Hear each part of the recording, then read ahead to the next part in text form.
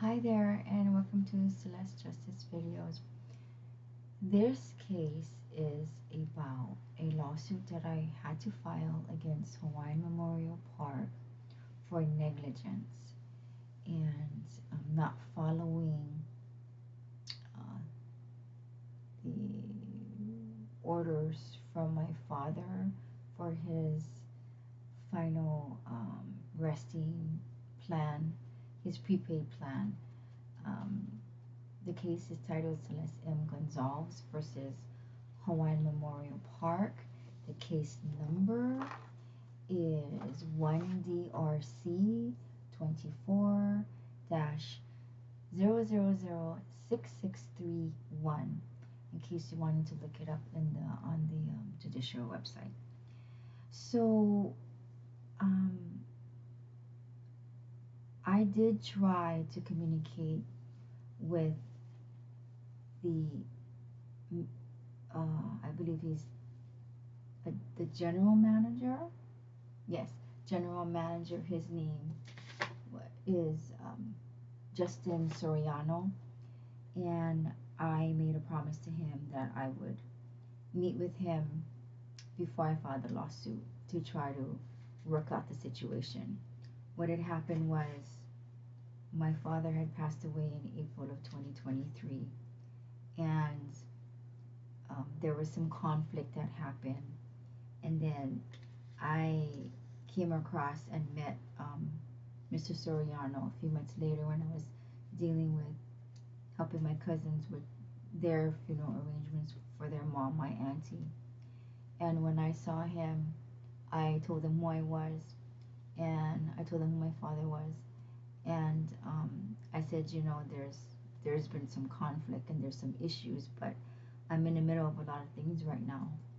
And he said, oh, okay. And then he basically said, well, you just let me know what your plans are. So what I said to him was, I said, out of respect for you, what I will do is I will contact you first and try to communicate with you before I jump and file a lawsuit or do anything else. And that way we can try to work things out. And he said, oh, okay. I go, now this was in June, July of 2023 when I had that conversation with him, because that's when my auntie had passed away. That's when my auntie had passed away. I need to speak a little more clearly, so sorry about that. And so, but I did inform him. I said, I'm not sure what it's going to be because I have a lot of court cases and I'm in the middle of a lot of different things. He said, anytime, when you're ready. So it took me a year, and I went in there and I talked to the lady and I said, could you please have the general manager call me to set up a meeting? And I list the people that were involved in what had happened. And he scheduled a meeting, and it was on I called on a Wednesday. He called me right, the same day in the afternoon, very proactive. He set up a meeting for that Friday on June 26th. And we met, and one of my brothers came with me. And I had a letter that I created that we went over in the meeting. And I'm basically going to pretty much read this because I want you to have the exact same information that was provided for them, and that way you can follow along easily, right? And also I don't skip anything, right? Because it's written right in front of me. So this is basically what had happened. It says, I, Celeste M. Gonsalves, on behalf of my two brothers and myself, present this document containing the chain of events to be reviewed during a meeting scheduled for Friday, July 26, 2024 at 12 noon at Hawaiian Memorial Park with the manager and two other employees. Celeste M. Gonsalves will also present evidence in the form of additional documents to prove her claim of impropriety and the mishandling of the final arrangements of her father, Henry L. Gonsalves. That was my father's name. So in December of 2022, I met with, her name was Maylin. Maylin Lin. That's her name. And I went to see her in person, and I provided her with the legal documents for the power of attorney. That was shortly after the diagnosis came through that my dad was terminally ill. So I went over there and I had a very meaningful conversation about my father's final arrangements with her. I had told her specifically that he really does not want his wife to make any plans on his behalf. He knows exactly what he wants and he knows exactly what he doesn't want. And I gave her my documents and I said, I'm providing you the power of attorney for the financial side in case he becomes, confused or incoherent. I reassured her that if there was any other payments due, that I would be able to have access and make the payments. And that's the whole reason why I went over there. So I gave her a set of documents, and somewhere in here. And she says, okay, well, that's great. And then she asked me, okay, so who is the person after your father passes on? Who is the successor trustee? Because that would be the person to finalize the arrangements. And I said, well, that's me as well. And so she asked me for the documents. And I said, well, it's in my folder. It's in my car. So she said, can you please go get that for me? I went and got the documents, okay? I brought it back to her. She read it through, made copies of it, put a date stamp, and then gave me my set back. And I said, okay, so I know what my father wants, and I know what he doesn't want. And he has been telling me and my brothers for years and years that he only wants a private burial and a private ceremony. He's a veteran. He gets to go to the Veterans Pavilion and have a service there. He wanted it only immediate family, and then from there straight to the burial. He used to tell me this all the time, to the point where he was kind of arguing with me, telling me, don't you spend any of that money or your guys' money or anybody. Don't do a whole thing at a church or over here they have the hall over here. Don't rent a hearse. Don't do any of that. It's way too expensive and it's ridiculous.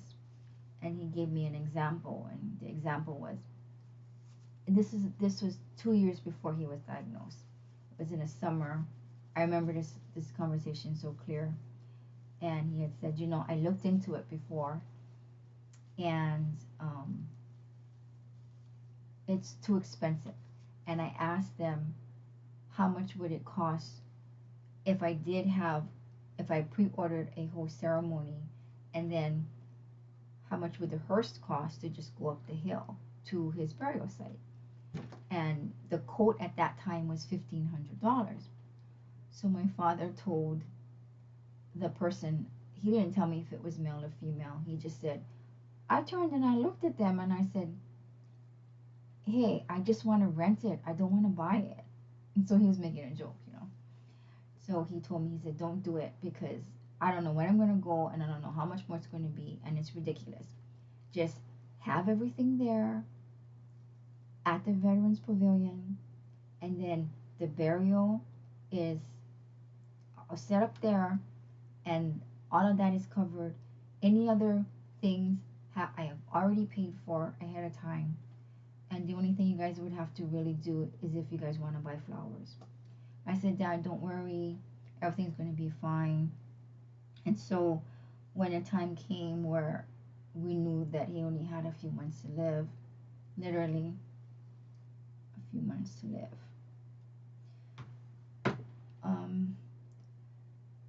So I gave all the documents and everything, and I was in constant communication with the lady and also giving her updates on his health condition. I spoke to her in January, and I had to go and meet with her again and sign some documents because my father had transferred over some burial plots to the family members. And then I had to go in there and sign some documents and talk to the same lady, Maylin. And then in February, my father got really sick and he was in the hospital for a while. And when he got out, he was kind of not okay.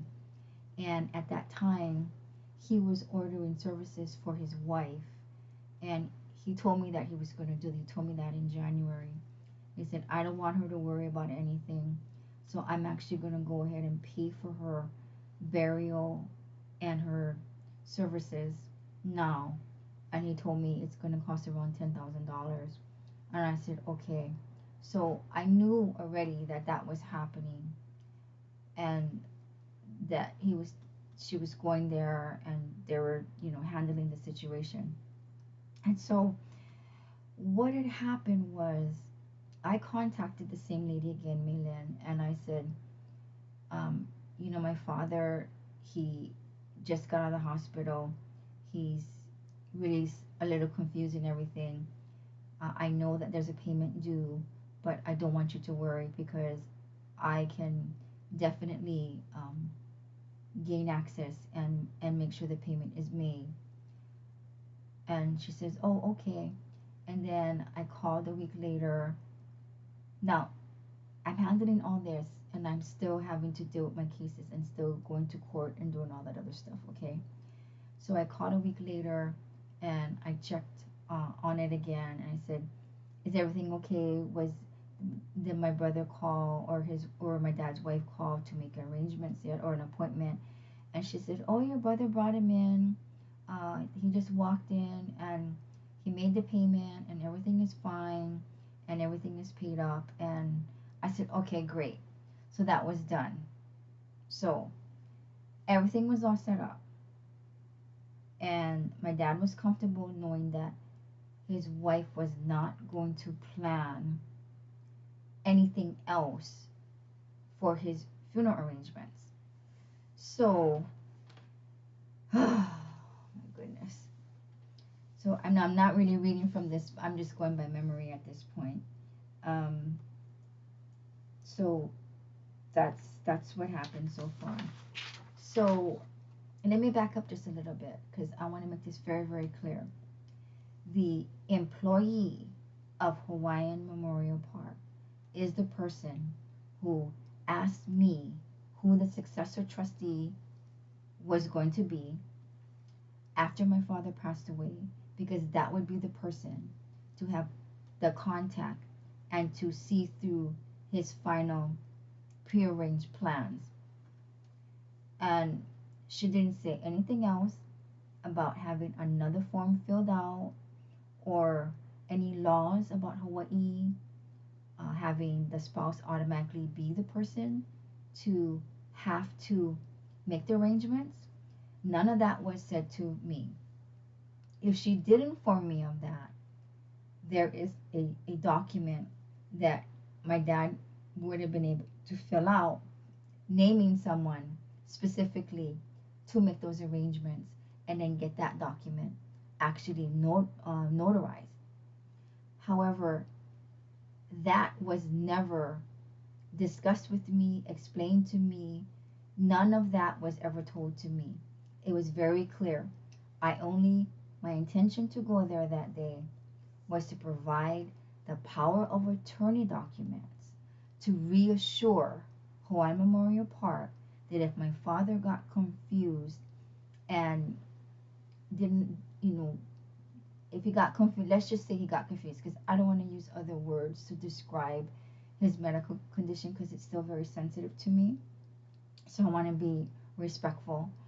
That if there was a payment, not to worry, that I would be able, as the person that could access his bank account, that I would be able to pay it. And I'm very much aware that he's making the arrangements to pay for his wife. So it was like an added like insurance, if you will, for them to know that don't worry, you're gonna get paid basically.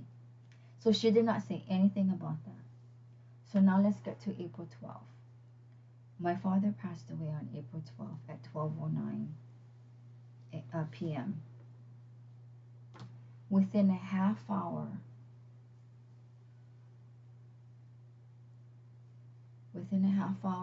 of learning that he passed away, I drove straight to Hawaiian Memorial Park. And of course, I was crying. And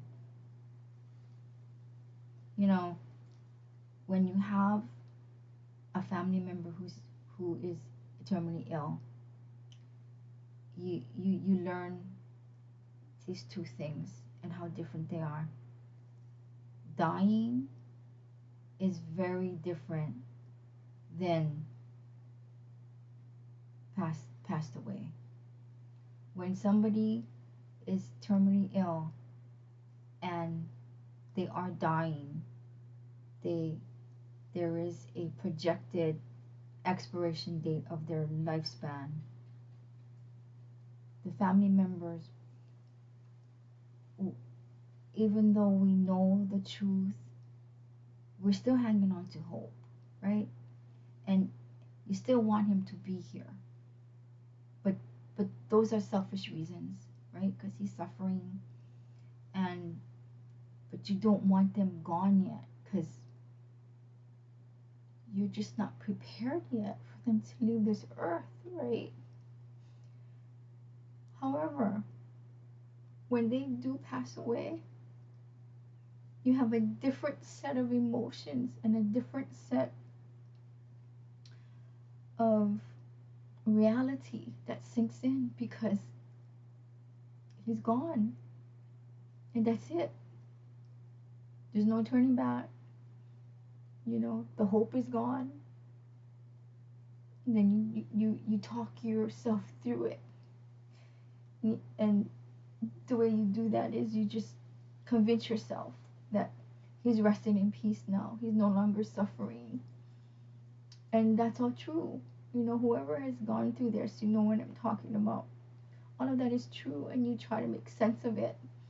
And you try to cope the best you can with what you're dealing with. But what really happens is that, okay, what really happened to me when I was driving from the hospital to Hawaiian Memorial Park at 12:45 in the afternoon, I'm just looking up in the sky, and I'm driving, I'm looking up the sky when there's like red lights and stuff, and I'm just in a total different mindset. And it's like I was in like this daze, and I had so much adrenaline going through my body. And the first person I called was my daughter. I called my daughter, and I told her Grandpa died. And she said, "Mom, are you okay?" I called the lawyer. I let her know. I let the receptionist know my dad just passed away. I'll deal with the paperwork later. And then I got to Hawaiian Memorial Park.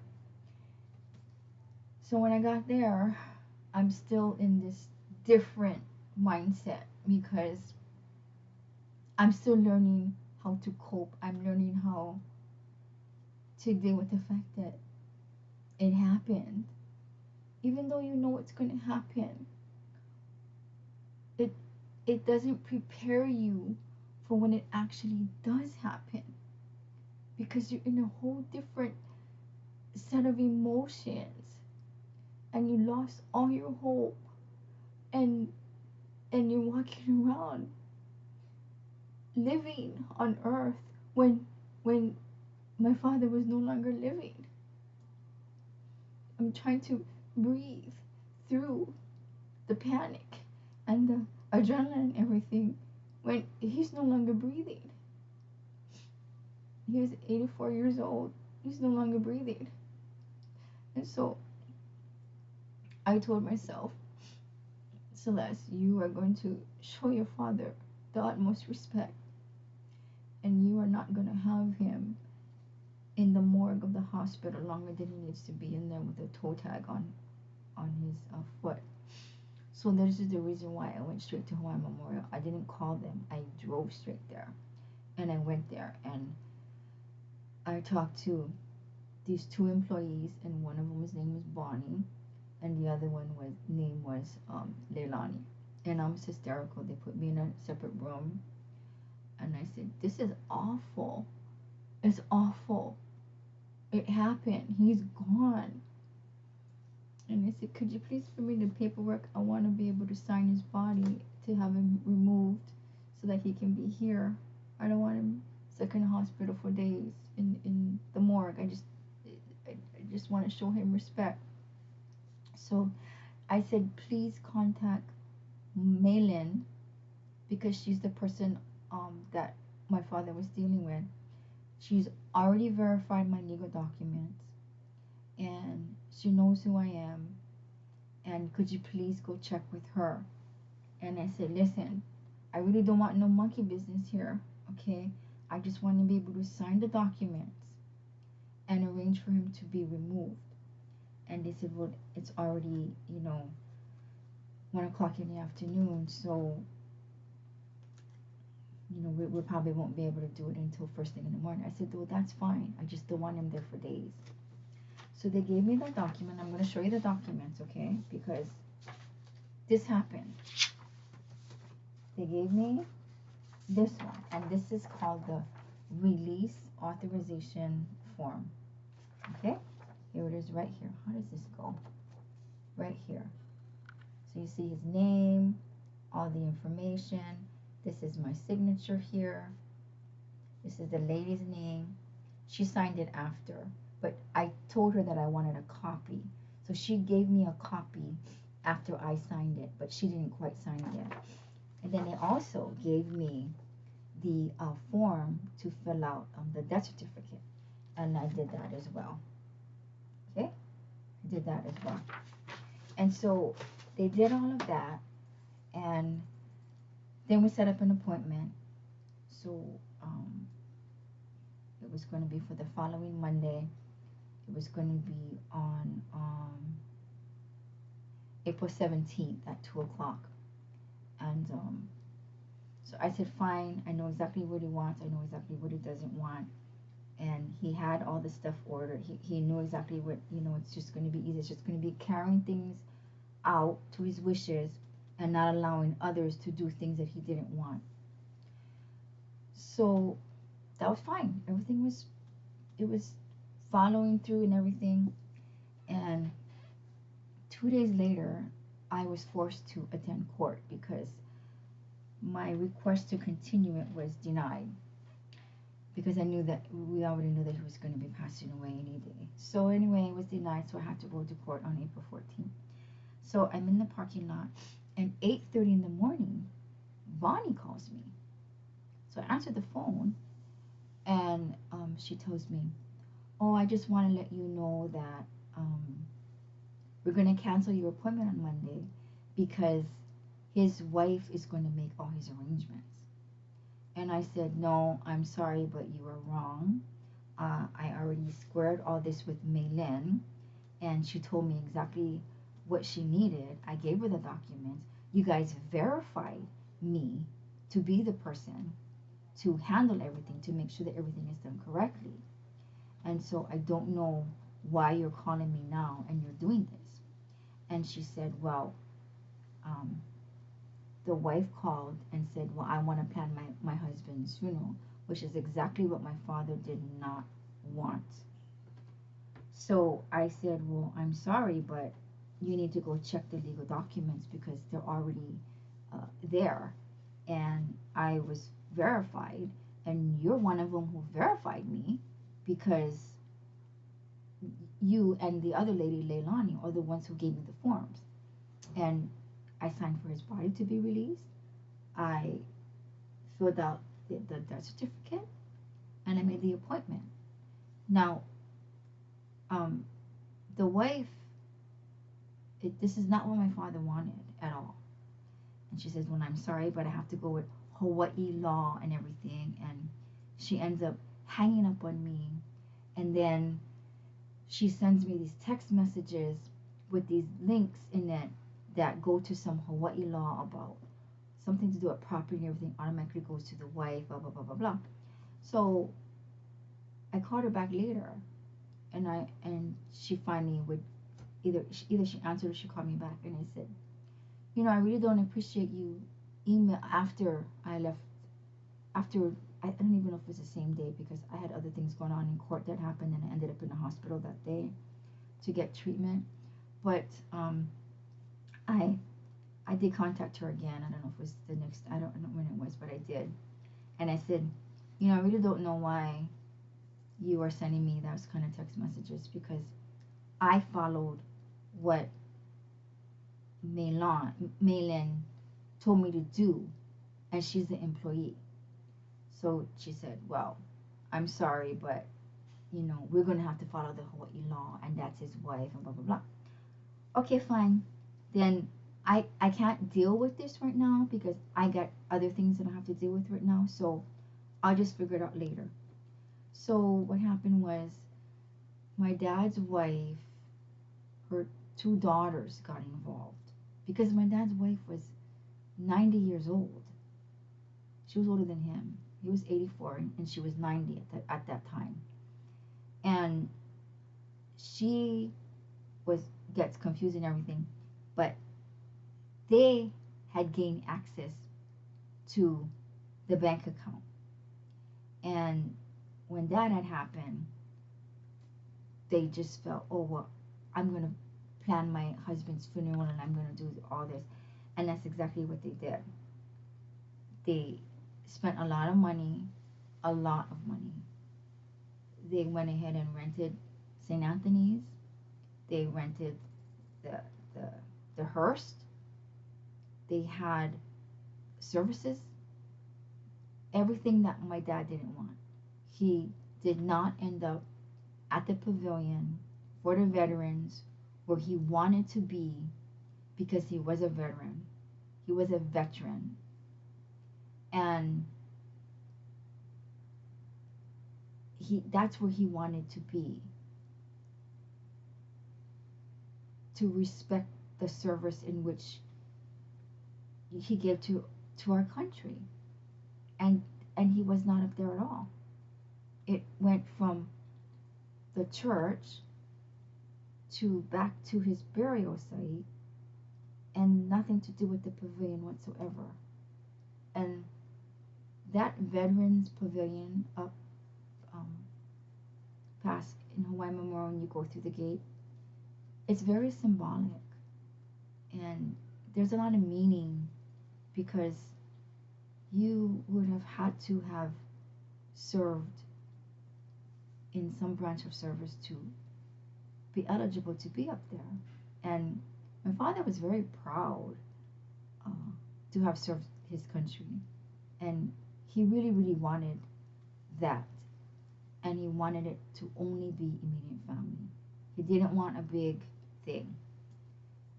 Well, that's not what happened either. Because the wife put it in the paper. Other people showed up.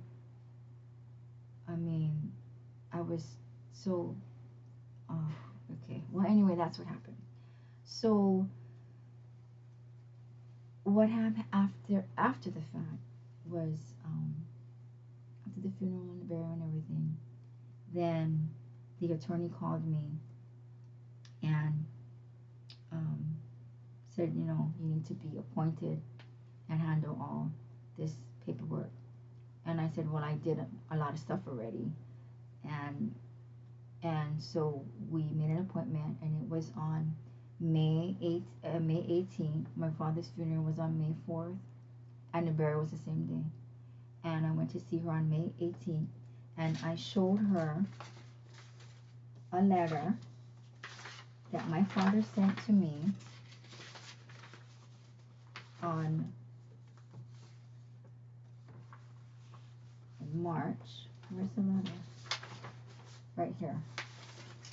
Okay, so my father was getting confused, didn't understand certain things, and refused to talk to me at one point. And I'm not really going to go totally into this, but he sent me a letter. It was dated on March 10th, 2023. I received it on March 12th. And it basically said, I'm just going to show it to you. Here, this is what it says.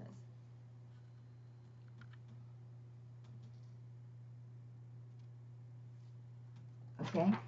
However, he's basically saying that he's removing me as a trustee, removing me as a person representative, remove me as the healthcare directive, and the power of attorney. So when I received this in the mail, it wasn't done legally and properly. It didn't follow the trust instrument, which there was two things missing. One was that it wasn't notarized, so it was not a legal document, and that's what his trust instrument stated, that he can make changes. However, it would have to be notarized. The successor trustee would have to be given the document, and a new person would have to be named, and I was supposed to have gotten a new copy, and those things didn't happen. So when I went to see the attorney on May 18th, I showed her this letter, and she knows what the trust instrument says because she's the one who created it. So I said, this is what happened. And she asked me, well, what did you do? I said, well, I didn't do anything because I know it wasn't legal and binding. So I just put it in the folder. And now I'm talking to you, and it didn't remove me because I still had access to his medical records. I still had access to the doctors. I still had access and knowing what had happened to him, because it was too late for him to change any documents, first of all. And secondly, he didn't follow the trust instrument. So, and everything else after he passed away, I did myself. So the Social Security, the pension, all the other stuff, I handled all that the day after he passed away on April 13th. Yes, I did the next day because I promised him that I would do right by his wife, and I did. I have to put my personal feelings aside and get the job done, and that's exactly what I did. So that being said, so that is basically what happened. Now let's go to back to this letter. So basically all of this is stating what I've just told you what had happened. And then I contacted, Justin Soriano. We had the meeting. I went over everything here the following year on July 26, 2023, hoping that we could come to some type of resolution, because there was about $8,000 to $10,000 spent that came from my father's estate that was not supposed to have been spent on any type of an added funeral. Now, there can probably, well, I'm not going to say that yet. So that's what happened with that. And so after this meeting, and I was very transparent, and I said basically everything I just told you, and I told them, they're the ones who gave me the information. I followed that. So after that, but this letter didn't come up. Okay, it didn't, because I didn't need to bring anything like that up. So in the afternoon, late afternoon, after 5 o'clock, so Mr. Soriano told me after that meeting, he said, I knew that something had happened, but I didn't know what. So I'm going to have to, do more research and find out exactly what happened here. And I will call you back today and then set up another meeting so we can go over more information. I said, oh yeah, sure. I said, It's been over a year, so don't rush. I mean, if you have to call me a week or two from now, that's fine too. You know, I'm really trying to be reasonable here. And he said, well, um, no, I'll get back to you today with an update. I said, well, sure. Now, what I did like about that meeting was that we were all in the same room. So there were 5 of us. So I was there, my brother was there, Justin Soriano was there, Bonnie was there, and Maylin was there. Leilani was not there, but I didn't request for her because all she did was bring me paperwork. She didn't give me instruction. She was very neutral, so I didn't need to have her in the meeting. And I like that everybody was in the same room. You know, sometimes you go to these meetings and, oh, we want to talk to you first, and then we want to talk to you, and then we're going to come back. No. All together one time. Everybody can hear the same story at the same time, ask the questions at the same time. So I really appreciated how that meeting was set up. So it was about a little after 5 in the afternoon on that day. And Mr. Soriano called me, like he said he would. And he said, so Celeste, I need to get more information about what happened here. So I'm going to call you next week. And I don't want to set up another meeting time and then have you guys have to come back and forth and back and forth. I kind of want to get all the information first, and then we can set up a meeting and you guys can come back and then we can discuss it further. I said, like I said before, you know, you don't have to rush. If you need another week or two, it's fine. It's been over a year. I'm not in any hurry. And Monday came, and Tuesday came, and Wednesday came, and Thursday came, and Friday came, Saturday, Sunday, and then Monday came, and then Tuesday came, and then this is what happened. I got a letter from him, and it's dated on August 5th, but I got it a couple of days after that because it had to be mailed to me. And it says, Dear Miss Gonsalves, I am the general manager for Hawaiian Memorial Park Cemetery and Funeral Services, and am in receipt of your letter dated July 26, 2024. I appreciate the opportunity to address and provide clarification to the concerns you have expressed. Hawaiian Memorial Park fulfilled Henry Gonsalves' self-purchased funeral pre-arrangements at his time of need under authorization of his spouse, who had priority to authorize disposition of a higher degree than any other class of next of kin, per Hawaii Revised Statutes 531B-4, a copy of which is enclosed. Additionally, Hawaiian Memorial Park received notice that Mr. Gonsalves removed you as agent under his power of attorney and as personal representative of his estate prior to his passing. However, even if he had not done so, and those appointments were valid at the time of his passing, Mr. Gonsalves' spouse had priority rights to control the disposition under state law. I appreciate the opportunity to address your concerns as stated in your letter. I recognize the great privilege Hawaiian Memorial Park Cemetery and Funeral Services has to serve the Gonsalves family and our wider community. If you wish to discuss this matter further, I may be reached by phone at, and then he signed it. So the second page was this so-called HRS 531B-4, right to control disposition and the priority. Now in the first one, number 1, it says a person designated by the descendant in a oh, I can't read that. In a testamentary disposition or a written instrument executed in accordance with section 531B-5.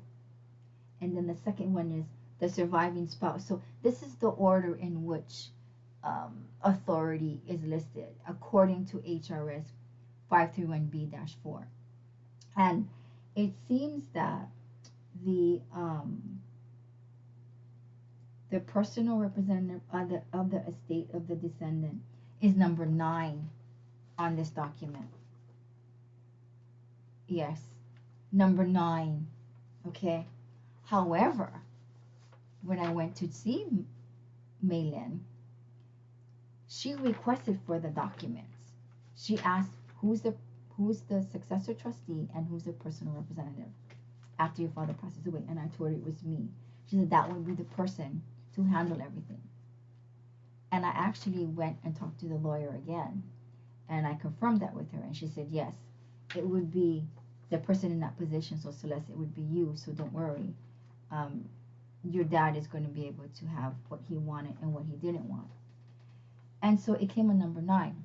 She didn't inform me that all of a sudden Hawaiian Memorial follows this set of laws and rules, and that the person who has the highest priority would be if there was a written instrument that my father would have, it would be written out and designated a person to make his final arrangements and carry out his prepaid funeral plans and have it notarized.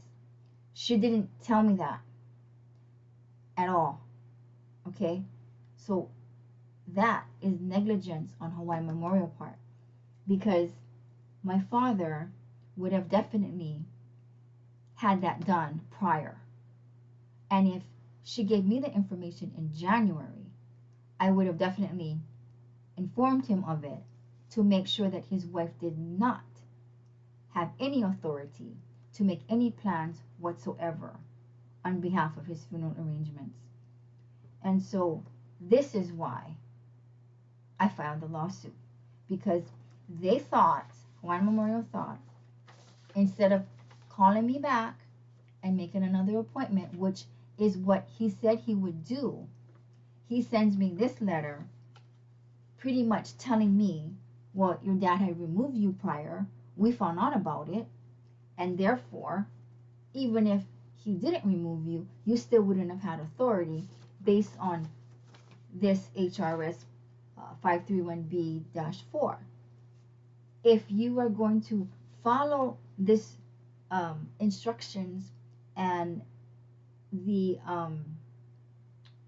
order in which it provides for the authoritative role from 1 to 10, then you need to let the families know this.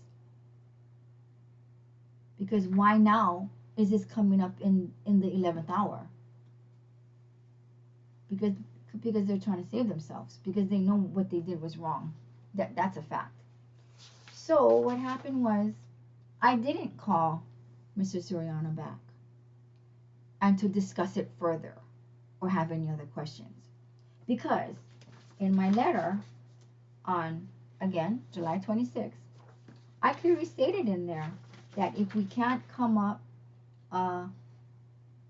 with any type of resolution, that I will pursue my legal right to file a lawsuit and to say that the law that was breached is a tort claim for a third-party interference of a contract with the maximum amount requested in Hawaii District Court for a regular claim for damages set at $40,000. So you don't want to call me back because you think that you went ahead and found out after the fact that he sent me a letter removing me. You don't have a copy of the letter. You don't know that it wasn't legal and binding. You don't know that it didn't follow the trust instrument. You don't know any of that. You just assume.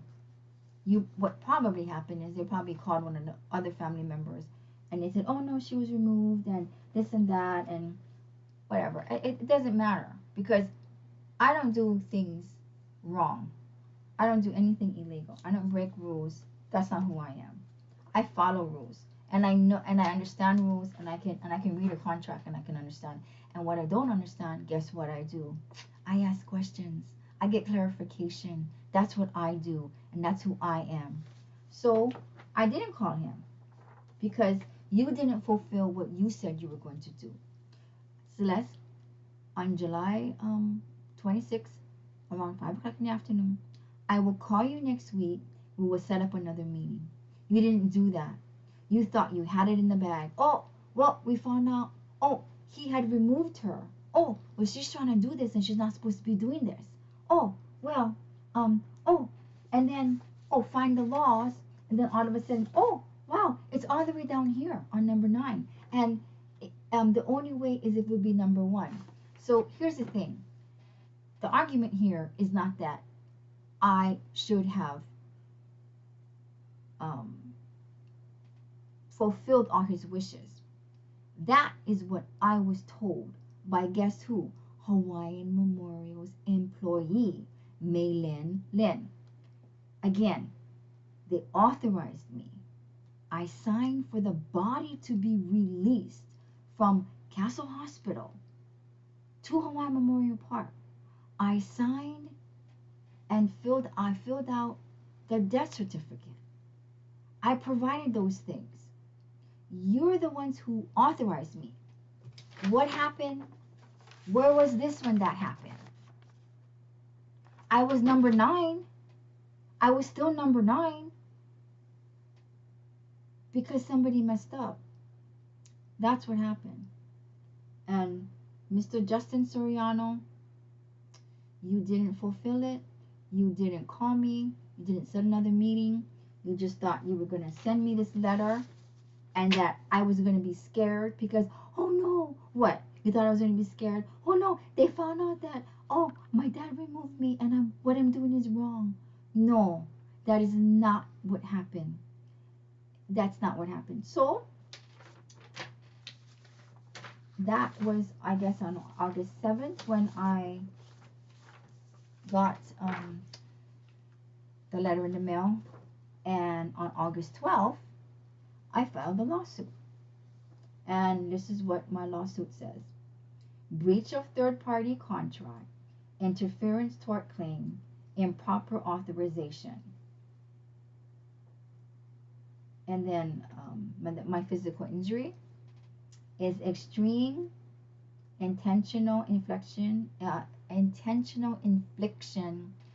of emotional distress and negligent infliction of emotional distress because my father's wishes were not carried out, which caused extreme financial harm and expenses to his estate. And that's where we're at. So the other thing that I'm going to share, this video is very inclusive. I'm telling you everything that happened because this is where we're at now. And then I'll get to what's going to happen. So an attorney comes in and steps in for Hawaiian Memorial Park because they're a company, so they have to have an attorney. Then they decide to file an answer. And this is the wording that this attorney is using to describe me and as their defense. And he lists 6 defenses. And I'm going to read them here. Because I'm just going to read it. The first one, the complaint fails to state a claim against defendant which relief can be granted. That's not true, first of all, because I stated exactly what happened. Not only that, I had a meeting with the people that were involved, and I was very transparent at what happened already. So you know exactly what my complaint is about. Number 2, a defendant hereby denies each and every allegation of the complaint. Okay. Number 3, plaintiff's claims are barred in whole or in part based on plaintiff's failure to mitigate damages, if any. Plaintiff's failure to mitigate damages, if any. Excuse me, I follow what I said I was going to do. In July of 2023, when I met Justin Soriano, the general manager, I told him there was conflict. I told him I promised I would contact him prior to filing a lawsuit. I wanted to try to reach a resolution. Trust me, I have enough lawsuits. I really, really do. I didn't need another one. But, however, you're not going to be true to your word and you're going to assume that you have this in your pocket. Bring it on. I'm going to fight you all the way. So I did attempt to mitigate the damages. I did attempt to find a resolution. I kept my word. General Manager Justin Soriano did not keep his word. So let's get that very clear. Number 4. And okay, plaintiff's claims are barred in whole or in part based on plaintiff's own wrongful conduct. I don't have wrongful conduct. What they are assuming and banking on is that I was legally removed in March. And I wasn't. I was actually appointed on May 18th as the person for the role of successor trustee. Whether or not I had to challenge that after is beside the point. We're talking about this situation right now and prior to my dad being his services. And at that time, I was a person because those things were not followed. That was number 4. Number 5 is the one that is most disturbing because it is actually the most offensive claim that you can make against a plaintiff. And this is what it states.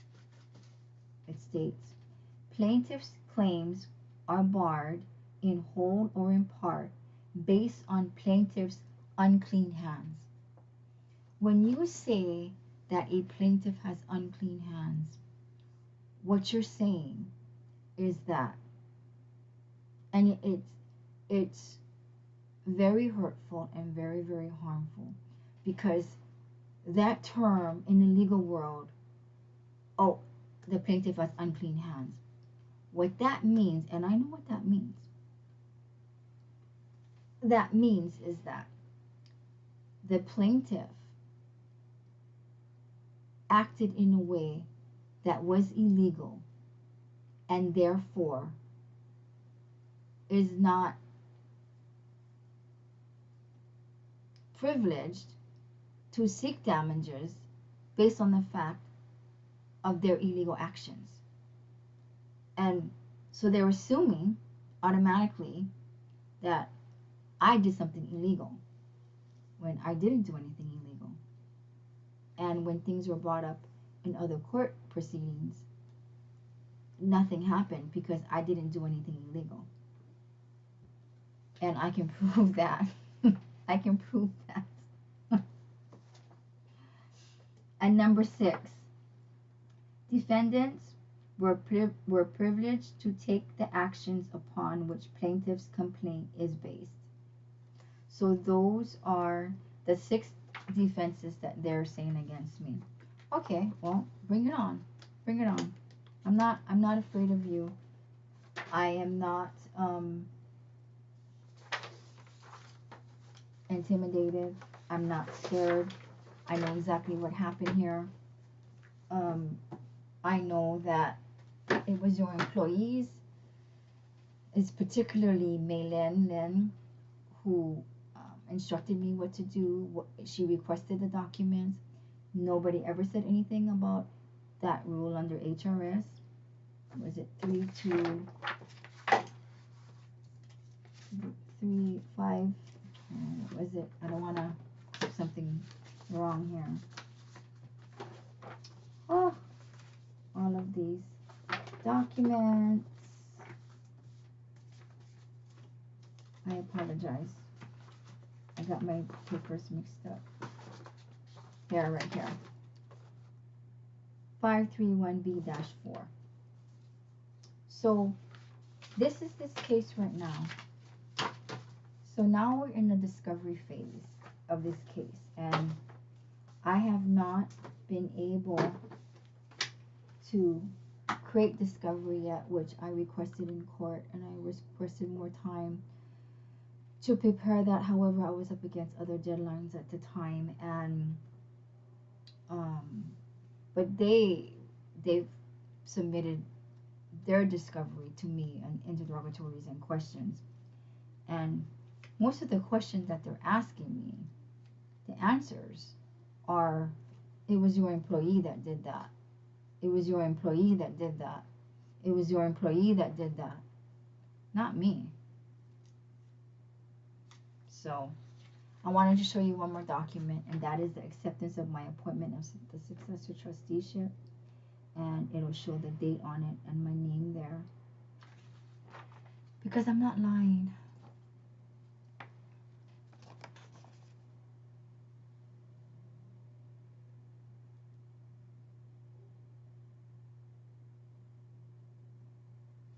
Okay? So I followed every rule, every law, and what was in the trust instrument, and everything else. And so my next step here is to file, I need to file the interrogatories and ask the questions and request for admissions of these employees. And I also would like to do what is called oral deposition, and that's where you interview the employees individually, and you have to bring a court reporter in there to record it. The attorneys for that represent Hawaiian Memorial will have to be there, of course, and I have to list the questions, and they take an oath. Under oath, they have to answer the question truthfully under oath. And I just go over all the questions and the whole thing that happened. And those two employees, they have to tell the truth. And that's where the negligence comes in.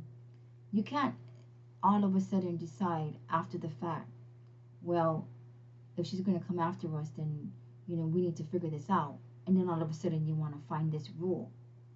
Where if you were following your operations by that rule and the command of, and how the categories are listed from 1 to 10 for the priority of the position for the person to handle a deceased person's final wishes and funeral plans, then you need to give that to people so that they know that that's what they need to follow through.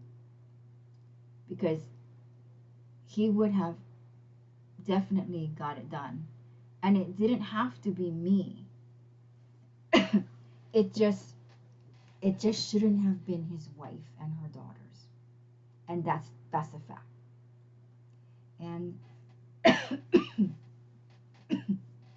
there's money that shouldn't have been spent. Oh, that's one more thing I want to say. We did go to mediation. I'm not supposed to discuss what happened in mediation.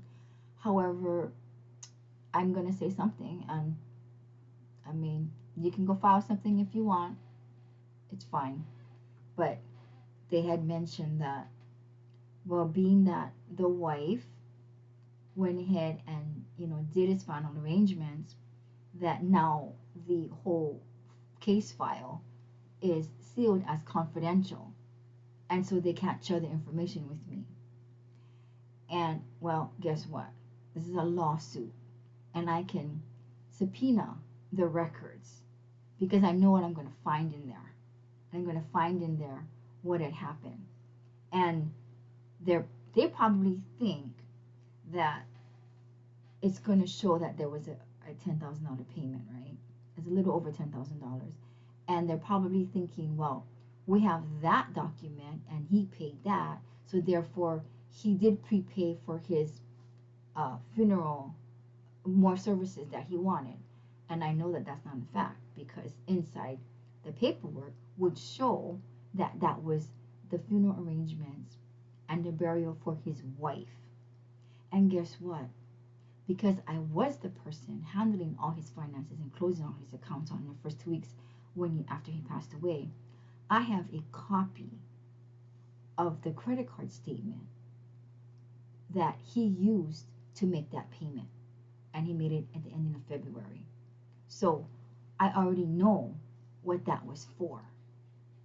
So if that's what you think you're going to do, maybe you want to think twice, because it's not going to work. So now let me get to the point where what I'm asking for help. In order for me to move forward with this case, I need to ask for help, because after we go to court again, our next court date is on December 13th, and it is just a status, what is called a status conference or a status hearing, just to see where the parties are. Did discovery happen? What's the next steps? Do we go and schedule the trial date, or what happens after that? I'm probably going to have to ask for more time to do the discovery, because I didn't have a chance to create it all, and I need to give them 30 days to respond to my request, which is going to be the documents, to subpoena the records, to ask for the production of documents, to get the interrogatories done, and ask for a request of admissions of the certain employees.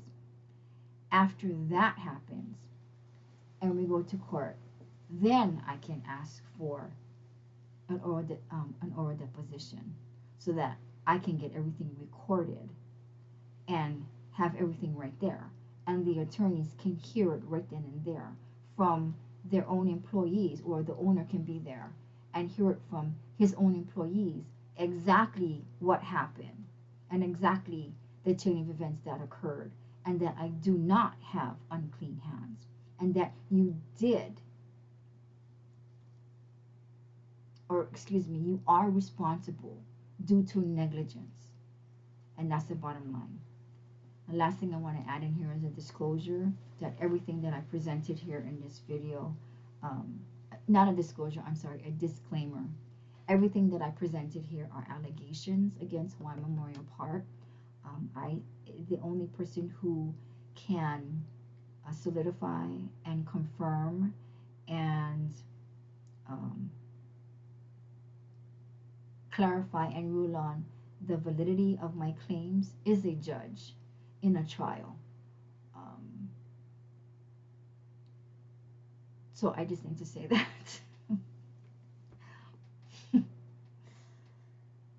Oh my goodness. It didn't even have to come to this. I was so willing to negotiate and just get it done. And now you attacked my character. You said I had unclean hands. You also accused me of trying to extort money from Hawaiian Memorial Park. I didn't appreciate any of that. So we're just going to have to wait and see what the next steps are. They're not interested. It doesn't seem like they're interested in meeting me halfway.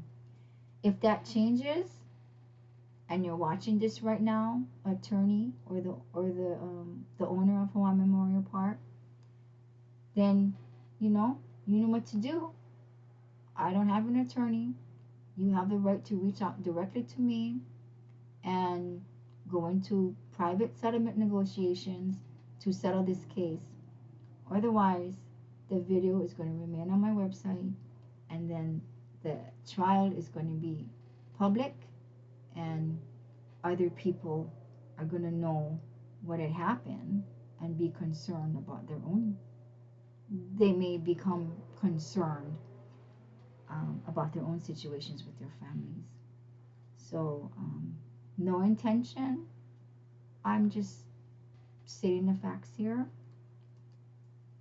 So thank you very much for watching this video on Celeste Justice Videos.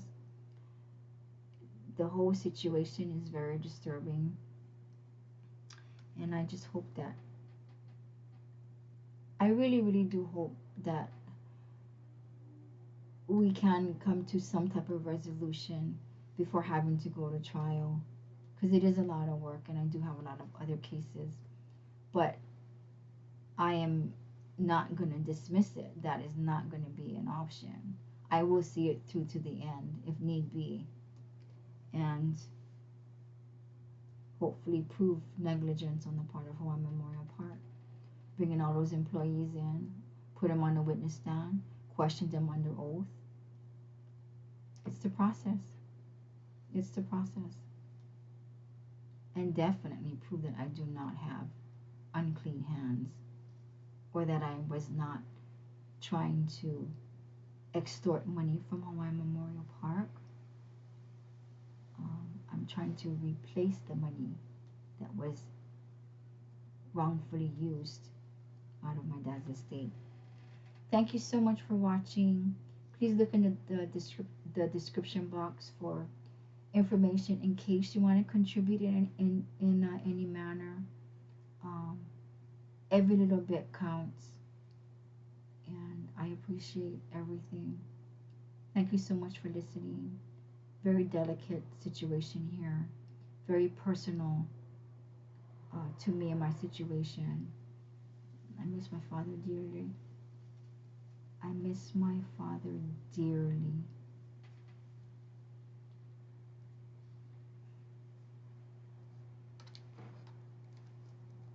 Thank you. Goodbye.